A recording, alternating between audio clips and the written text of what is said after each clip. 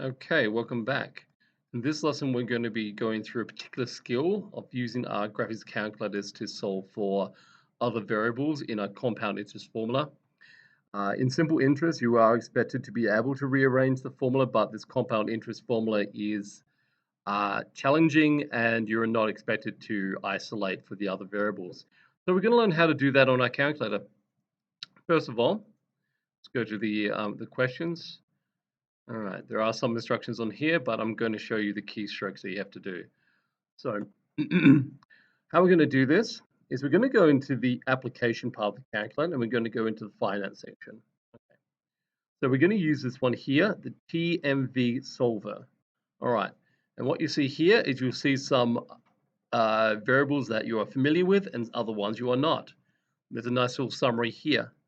So these are not entirely consistent with the way we've expressed things so far.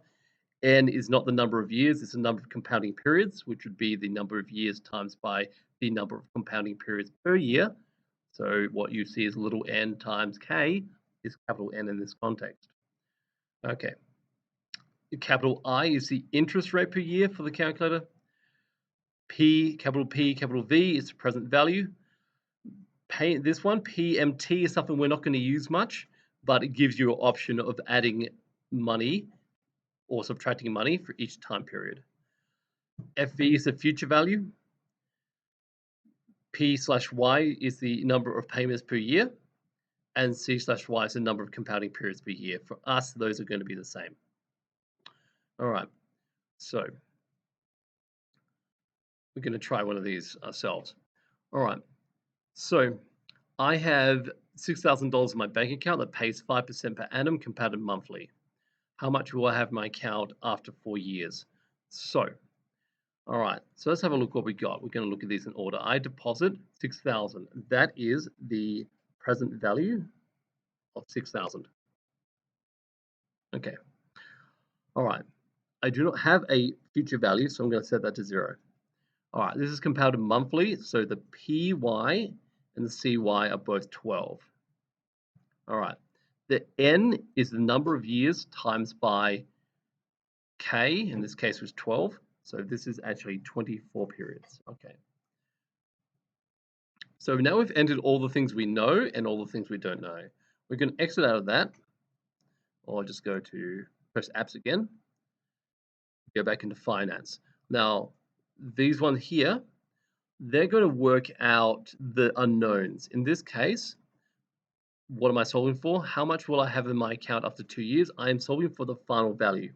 So you click on TMV, final value. Okay. Oops. No, I don't want that there. I wanted the interest rate of 5%. Okay. All right. All right. No, you do have to quit. So you have to click second mode to quit out of that. Go back to apps, finance. Then we use this and you do it here.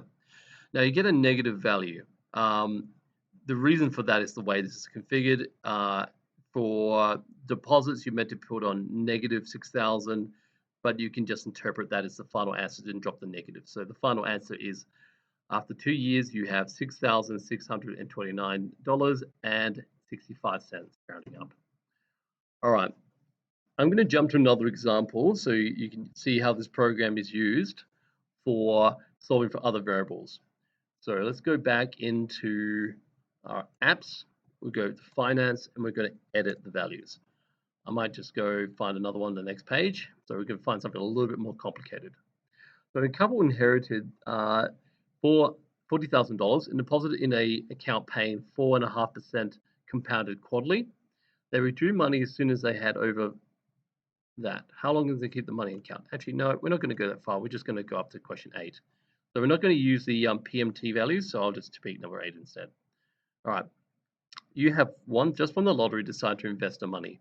Your accountant advised you in deposit your winnings in an account that pays 6.5% per annum compounded annually. After 4 years, your winnings have grown to this much. So you have a final value. How much did you win in the lottery? Okay. Well, let's have a look at what we got. I'm going to start by just clearing everything. All right. Okay, doesn't like that actually. All right, so All right. So how often are we compounding? Compounding annually, so it's just one. That's one. Okay, that also means your n in this context is 4 for 4 years. So 4 times 1 is still 4.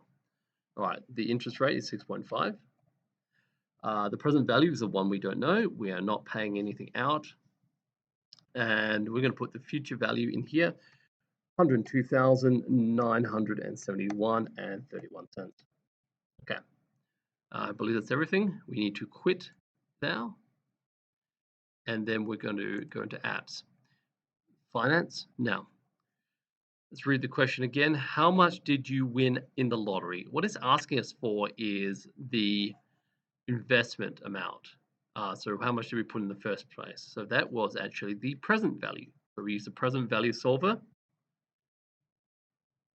And again, okay, so what you actually won was $80,000, like almost precisely. All right. So that's how you use the finance applications on the TI-84 to solve for compound interest questions, particularly ones involving things that are not the final value. All right. Thank you.